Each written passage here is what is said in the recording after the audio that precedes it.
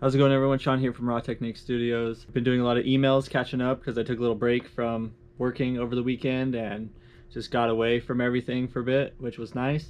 Now, getting back into the flow, and it's hard getting out of that vacation mode.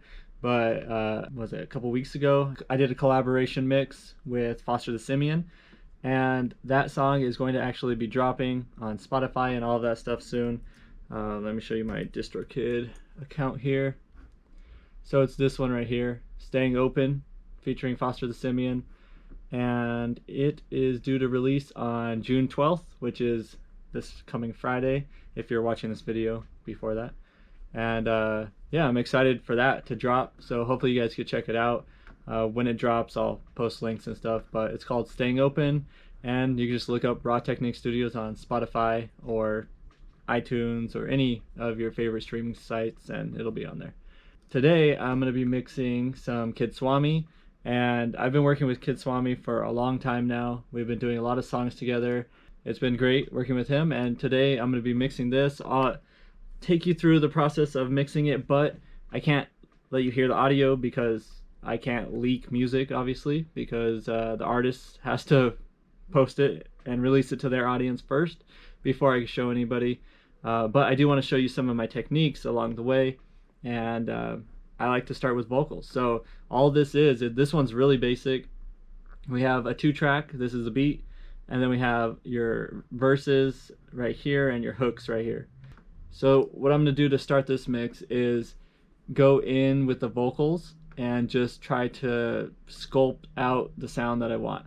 Alright, so he already prints down his vocal tuning. He has a very specific style that he likes with tuning, so he just uses it and prints it into the track, and then it's already there, so I don't have to worry about tuning. I can just go ahead and EQ, compress, add reverb, do all the basic stuff for his vocals. Alright, so you won't hear anything, but you'll see my process.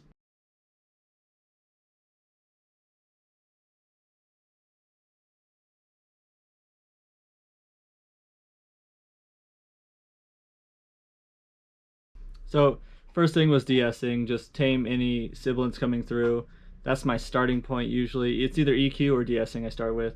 Then I'm going on to the EQ. I'm just filtering off the lows and then filtering off any frequencies that are just like in the way, that sound like they're not natural sounding, so I dip those out. And then I just move on to compression, and that's my basic starting point, are those 3 plugins. And then I just go ahead and tweak from there as needed. So on these vocals, they're singing vocals. If they were rap vocals, I do a faster attack because it's singing. I'm backing it off a little bit, so I'm doing about closer to 10 milliseconds or so. The release, I'm trying to work with the vocals to get it to flow back in time together.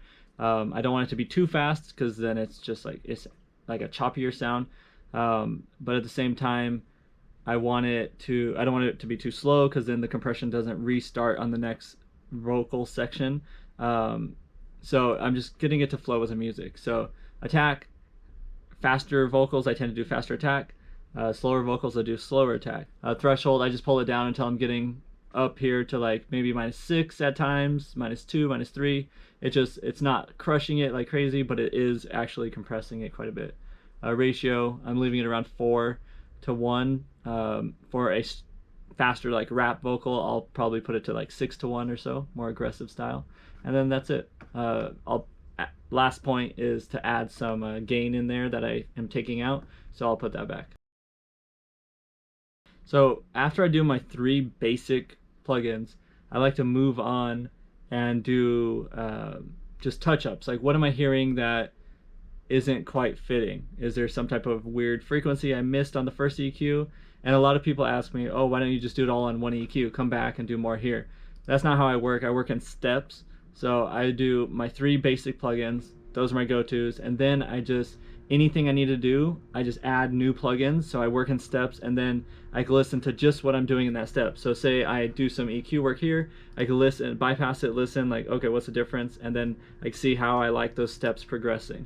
So that's why I have so many different EQs, compressors, de-essers, all that stuff. It's because I'm working in steps.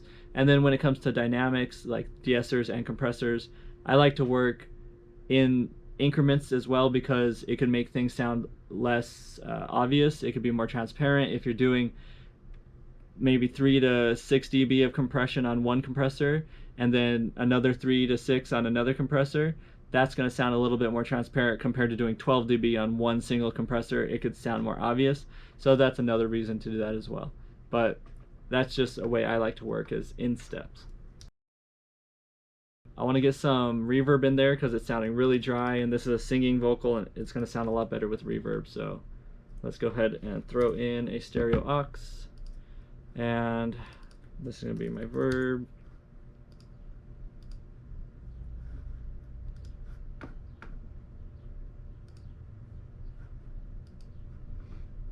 Let's rename this verb. And for this one, I'm going to go with Valhalla Smooth Room. Let's see. So when I'm doing the reverb, I tend to like to do a lot of reverb, like as far as the signal goes. Put it at 0 or -5 or something. Just do a lot of reverb so you really hear how it sounds in the track, and then you could sculpt how that reverb sounds and then blend it. And that tends to work out pretty good, so I could get a reverb that fits the song sound, because some reverbs just, it doesn't quite fit. So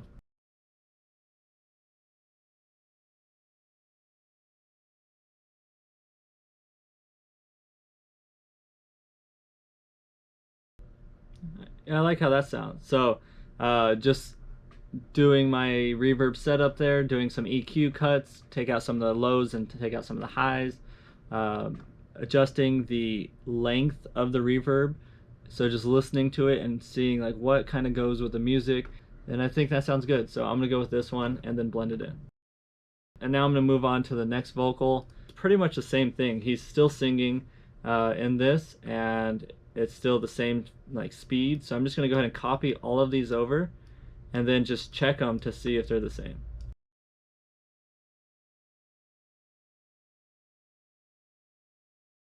So it sounds like in this like 4K region, it's kind of popping out a little bit more than normal, and then the other track, and also it kind of pops out at certain times when he hits certain notes in his vocal. So what I'm going to do is only tame it at certain times when it gets too much. So I'm using dynamic EQ on this one, so that way it's not always dipped out, it's only dipped out when it's too much. I want to check the reference, so what I'm going to do is simply match it. So I'm going to press play and then press match, so that's going to get the level set, so it's not, one's really loud and then the one that I haven't even mastered yet is not going to be comparable. So I want the matched level or loudness, and then I could move on to like tweak it from there.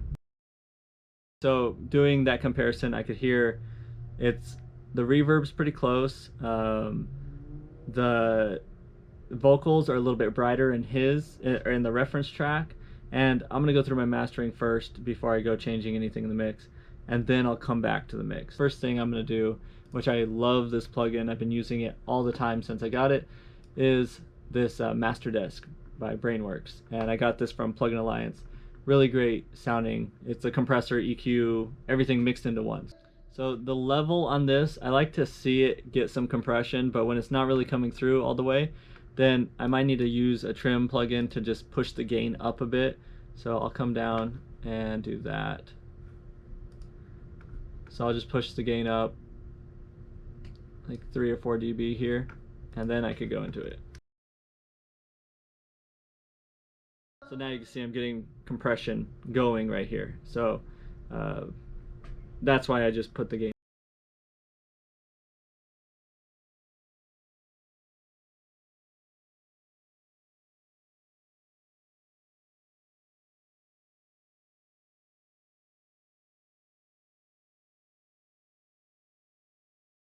Okay, so I'm liking how that sounds. It really changes the sound. It would take so many different plugins to get what this could do all at once. I'm gonna EQ it with bass room. I like to really control my low end, so let's go ahead and do that.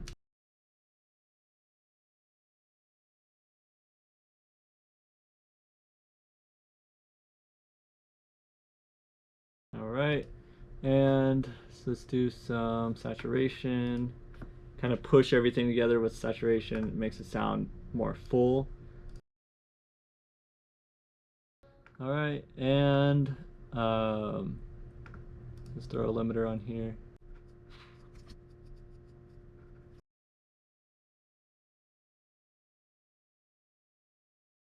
All right, so now that I have a limiter on there, what I'm gonna do is come back here.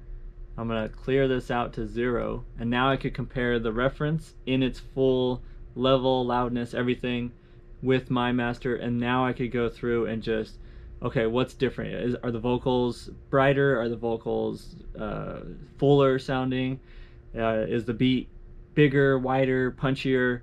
Stuff like that. And then I'm going to compare back and forth and go into my mix and tweak as needed, because the artist has this reference track in there for a reason, because they want to sound as similar to it as possible. So that's what we're going to try to do now. So the vocals in the reference are louder, so I'm going to turn up the vocals a bit, but I also want to brighten them, and I'm going to do that with all the vocals together. So I'm going to take these two here and send them into a bus, and then I'm going to create an aux track, and this will be my vocal sum. Make it the same bus here. Oop, wrong one. 25 right there. And this is where I could do some adjustments, and I already want to try out this EQP1A because I want it to be a little bit louder, which this automatically makes things louder. It like does a 0.5 dB boost just having the plugin on. And then I'm going to do some brightness as well. So hopefully it sounds good.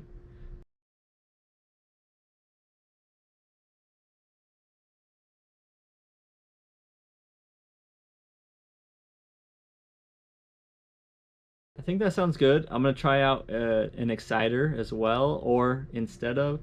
And something that works really good to just get a really bright, gritty type of sound is the Waves Apex or Apex. I don't know how you say it exactly, but the oral exciter. This thing is just, it could really change a mix really fast. So let's try this one out without the EQ.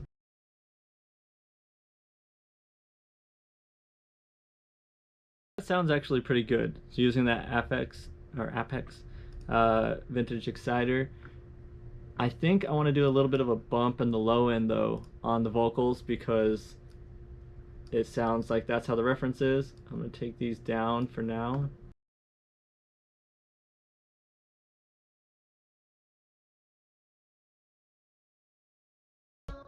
Sounds okay, but I'm not liking how that's gonna go. I'm gonna end up doing some compression, multiband compression instead, and that way I could kind of tame the parts when they're coming up a little bit harsh, but at the same time brighten them when they're not. So let's just do 3. We'll do the highs, the mids, and the lows.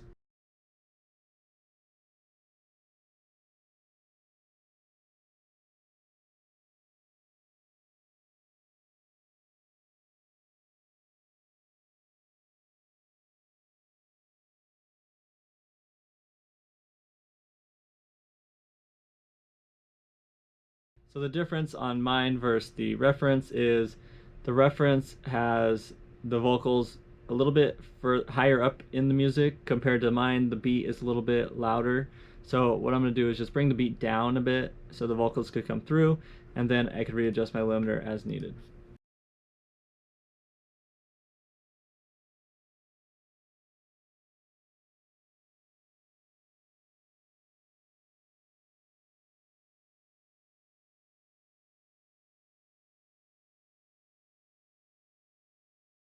All right, and then lastly, it just sounds like the reference vocals are a little bit more compressed.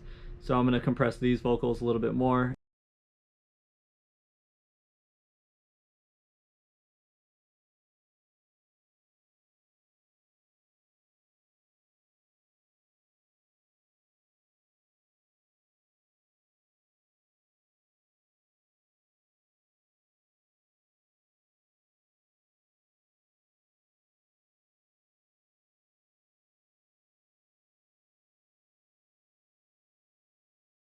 Alright, so I'm doing a couple tweaks going back and forth. Actually, I'm going to take this exciter off. It made it bright, but it also took away, because this the reference song has a little bit of like a mid-rangey sound to it, and this kind of brightens things up and gets rid of that. So I'm going to take it off so just to match the reference a little bit better. And I want one more tweak in there. It just sounds like it needs something. So I'm going to try to figure that out. Let's try maybe gritty it up a bit. Let's do The Radiator by Sound Toys. Let's try this one.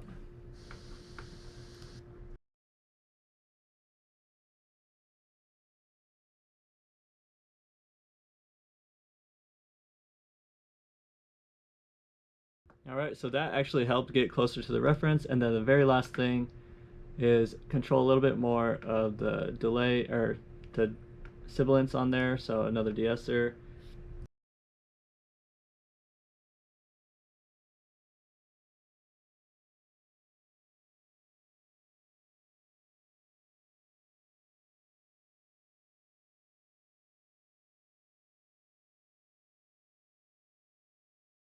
I think that sounds pretty good. It's pretty close to the reference, and I'm gonna send this off to the artist, and he could listen to it and make some suggestions on changes and stuff like that, and we'll go through and do those revisions. So that's it for this mix for today, and thanks for going along with it. I hope that you guys saw something that could help you out, even though you can't hear it, unfortunately, because it's not a released track yet. It's still in the mixing process. But hopefully just seeing how I work with certain things can help you approach your stuff as well, and I try to explain it even though you can't hear it. So thank you guys for watching, and on Friday, June 12th, I have a new song, my collaboration with Foster the Simian, coming out, and it's called Staying Open. Hopefully you guys could check that out. I'll put a link to the pre-save Spotify link, or Spotify account below, so if you want to pre-save it and listen to it when it comes out on Friday, that'd be awesome. If not, then I'll have the link around so you could check it out when it comes out. Alright, thanks again for watching. I'll see you on the next one. Peace.